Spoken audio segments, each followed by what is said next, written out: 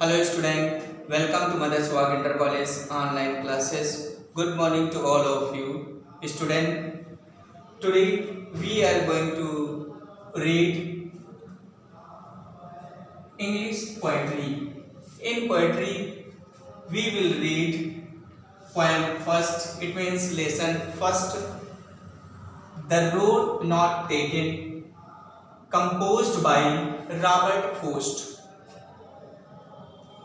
In this lesson, the poet expresses about the human life.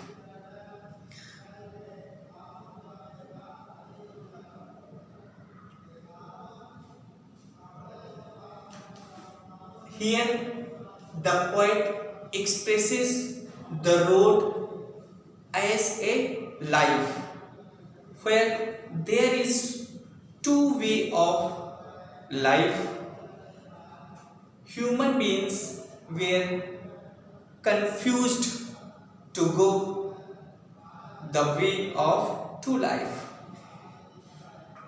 He has no real way to go there, but in this lesson the poet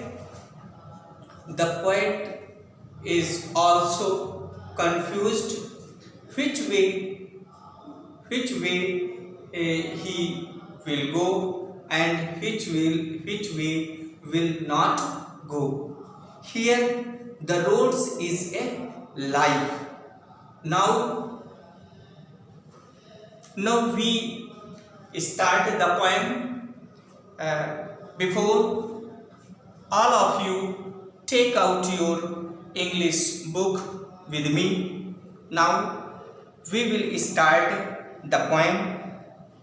The two roads diverge in a yellow wood, and sorry I could not travel both, and one traveler long I stood and looked down one as far as I could to where it bent in the undergrowth. यानी बच्चों यहाँ पे कवि कहता है कि the two roads diverse in a yellow wood. Yellow wood का मतलब होता है, येलो माने पीला, वुड माने जंगल, डाइवर्स माने होता है बटा हुआ. यानी कवि कहता है कि the to diverse in a yellow wood, यानी दो सड़कें, वुड माने जंगल लेकिन रोड माने सड़कें. The two roads diverse in yellow, यानी दो सड़कें जो हैं एक पीले वन, जिससे पीले वन का मतलब जहाँ की पत्तियां सूख गई हल्की पीली पड़ जाती हैं. तो कवि यहाँ पे कह रहा है कि दो सड़कें जो हैं पीले वन से होकर के जा रही हैं. कोई सड़क रही होगी, यानी यहाँ पे कवि जो है रास्ते पे ट्रेवल करता है, तभी उसे एक जगह से दो रास्ते मिलते हैं. एक सड़क दो रास्ते देता है जिनमें उसे ये कंफ्यूज होता है मैं इस रास्ते से होकर जाऊं या इस रास्ते. तो इसलिए वहां पे कवि ने कहा है कि the two roads diverged in a yellow wood, यानी दो सड़कें जो हैं एक पीले वन से होकर के जा रही थी. And sorry I could not travel both, और लेखक कवि कहता है कि मुझे क्षमा करें कि sorry I could not travel both, कह रहा मुझे क्षमा करें मैं दो रास्ते में यात्रा नहीं कर सकता. ठीक है, I could not travel both, मैं दो रास्तों पर नहीं जा सकता, दो रास्तों में अकेले यात्रा नहीं कर सकता. फिर आगे कह रहा एंड बी वन ट्रेवलर, एक ही अकेला एक यात्री, and be one travel along I stood. और इस तरीके से कवि कह रहा है कि मैं देर तक वहीं खड़ा रहा, मैं सोचता रहा कि मैं इस रास्ते से जाऊं या इस रास्ते से जाऊं. इस बात को लेकर के वो काफ़ी देर तक खड़ा रहा, और जो है एक सड़क को दूर वहां से देखता रहा. फिर कह रहे and one traveller land I stood and look down one as far माने दूर आई कुड.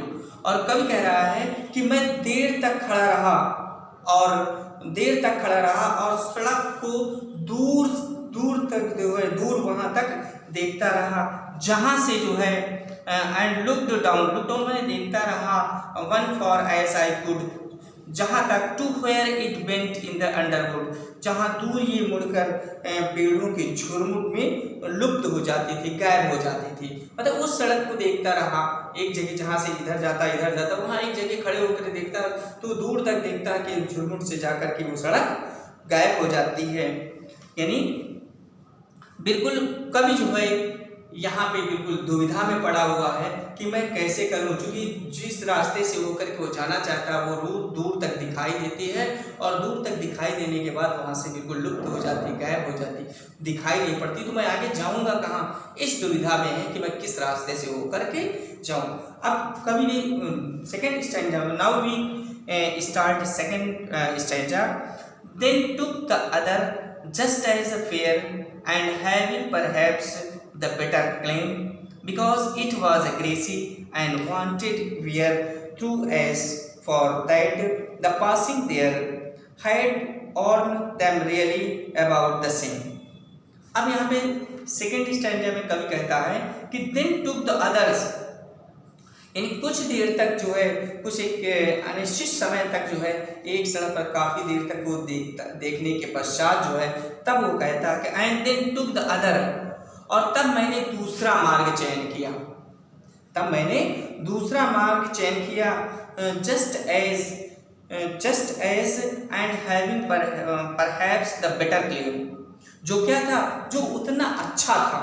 ठीक है, कह रहा कि तब मैंने जो है दूसरा मार्ग चयन किया जो कि उतना ही अच्छा था जितना कि पहले वाला, मतलब उतना अच्छा था जितना कि पहले वाला, and having perhaps the better claim, शायद पहले वाले से अच्छा था, because it was a crazy, क्योंकि जितना वाला था और शायद ये दूसरे वाले से अधिक था। ये भी कह रहा है बेटर क्लेम, शायद ये ऐसा लग रहा था कि ये वाला मार्ग, जो मार्ग उसने अपनाया वो मार्ग शायद पहले वाले मार्ग से ज्यादा अच्छा था, इसलिए मैंने जो है दूसरा मार्ग चुन लिया, क्योंकि because it was a grassy, क्यों चुन लिया, क्योंकि ये ग्रासी युक्त था, मतलब घास युक्त था, यहाँ पे घास, इस पर घास उगी हुई थी, एंड वांटेड वियर, घास उगी थी, इस पर कोई नहीं चला हुआ था। ठीक है, through as for that as passing there, इसमें कोई नहीं चला था, एंड यद्यपि दो एज फॉर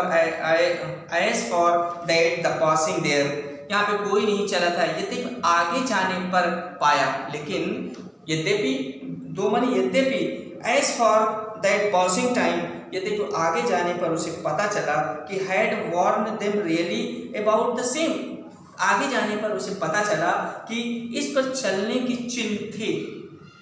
ठीक है, वार्न मतलब प्रतीक, and had warn them really about the same, उसको पता चला कि इसमें चलने के चिन्ह थे तथा ये वस्तुतः पहले जैसा था। इसका मतलब ये हुआ कि ऐसा लग रहा है कि अबाउट द सेम मतलब उसी तरीके जैसे पहले वाला रास्ता था उसी तरीके के रास्ता ये भी बना हुआ है, क्योंकि ये जरूर इसमें घास उगी हुई है, लेकिन आगे चलने के बाद उसे पता चलता है कि ये रास्ता उसी तरीके था जैसे कि दूसरा वाला था। इसका मतलब है कि इसमें भी लोग चलते रहे हैं।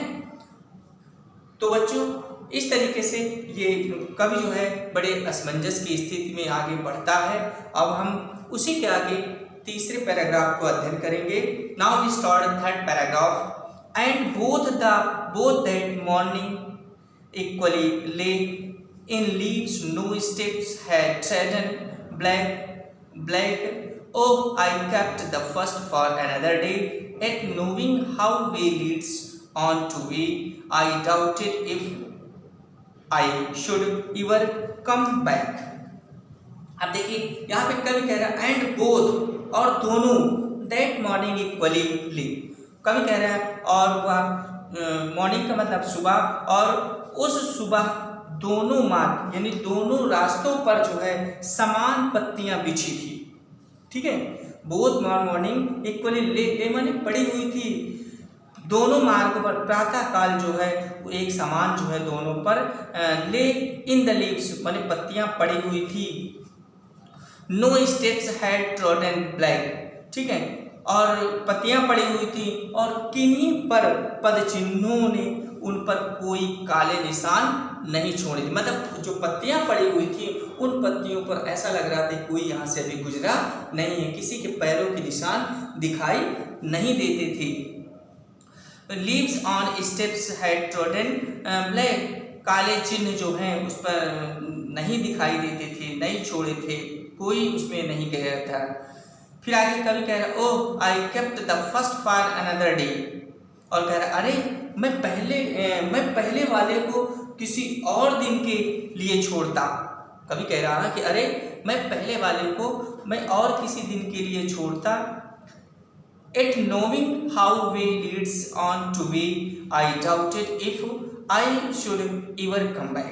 कवि कह रहा कि एट फिर भी knowing ये जानते हुए, फिर भी कवि कह रहा है ये जानते हुए और ये जानते हुए कि knowing how way leads on to way, कि ये जानते हुए कि कैसे एक मार्ग से और एक और मार्ग निकल आता है। उसने कहा कि एक मार्ग से दूसरा मार्ग कैसे निकल के आता है, मतलब एक रास्ते से जा करके एक दूसरा रास्ता किस तरीके से फूट आता है, कैसे निकल आता है, कैसे जाता है, ये मुझे पता नहीं। ठीक है, इसलिए उसने कहा कि अरे oh I kept the first for another day, कि मुझे जो है वो कह रहा है कि मैं पहले वाले को किसी और दिन के लिए छोड़ता, लेकिन एट नोइंग, लेकिन कह रहा फिर भी ये जानते हुए कि हाउ वे लीड्स, किस प्रकार से रास्ता जाता ऑन टू वे, दूसरे रास्ते के लिए, एक मार्ग दूसरे रास्ते में कैसे निकल आता है। एंड आई डाउटेड, और कभी कह रहा है कि मुझे संदेह हुआ, मुझे असमंजस हुई, मुझे संदेह हुआ कि if I should ever come back, कि क्या मैं जो है कभी इस मार्ग पर, कभी इस वे पर, किसी भी इस रास्ते पर वापस लौट सकूंगा, वापस आ सकूंगा। अब हम लास्ट पैराग्राफ का अध्ययन करेंगे। Now we start. I shall be telling this with a sigh, somewhere ages and ages hence the two roads diverge in a wood, and I took the one less traveled by, and that has made all the differences.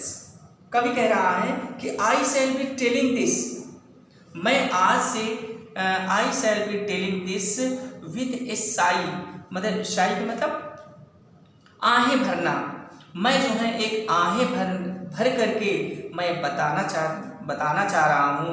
ठीक है, आई shall be telling, मैं बता रहा हूँगा कि एक जंगल में somewhere goes edges hence, ठीक है, किसी एक जंगल में दो सड़कें जो है दो अलग अलग दिशाओं में गई थी। Two roads diverse in a wood, दो रोड्स जाती थी। यानी कवि यहाँ पे कह रहा है कि मैं जो है आज से युगों बाद, कई वर्षों बाद जो है भविष्य में मैं आँख भर करके ये बताना चाह रहा हूँगा या बता रहा हूँगा कि एक जंगल में, ठीक है, समवेयर एजेस टू रोड्स, यानी दो सड़कें, किसी जंगल में दो सड़कें जो है अलग अलग दिशाओं में जाती थी। I took the one less traveled by, जाती थी और मैंने जो है मैंने वह मार्ग चुना, मैंने उस मार्ग को चुना। traveled by and that has made all the differences, मैंने उस मार्ग को चुना जिस पर बहुत कम लोग यात्रा करते थे, बहुत कम लोग जाते थे, और इसी ने सारा अंतर ला दिया था। यही उसका क्या था, and that has made all differences, और कवि कह रहा है इसी ने सारा, यही एक सबसे बड़ा अंतर था, क्योंकि सभी लोग उसमें, बहुत कम लोग उसमें यात्रा करते थे, लेकिन मैंने उस मार्ग से चयन किया जिस मार्ग में बहुत कम लोग जाते हैं। यही हमारे और लोगों के बीच का एक अंतर था। तो बच्चों, आज हम लेसन पोएम की पहली पोएम हम पढ़े हैं, द रोड नॉट टेकन। तो सभी बच्चे इसकी मीनिंग्स अपना लिखेंगे और फेयर कॉपी में लिखने के बाद इसे अपना एक बार फिर से लिखेंगे और याद भी करना है। इसमें 4 लाइन की पोएम, एक एक स्टैंजा सभी बच्चे याद करेंगे और इसके बाद इनसे टेस्ट भी होगा। उस टेस्ट में 4 लाइन की पोएम पूछी भी जाती है। Thank you.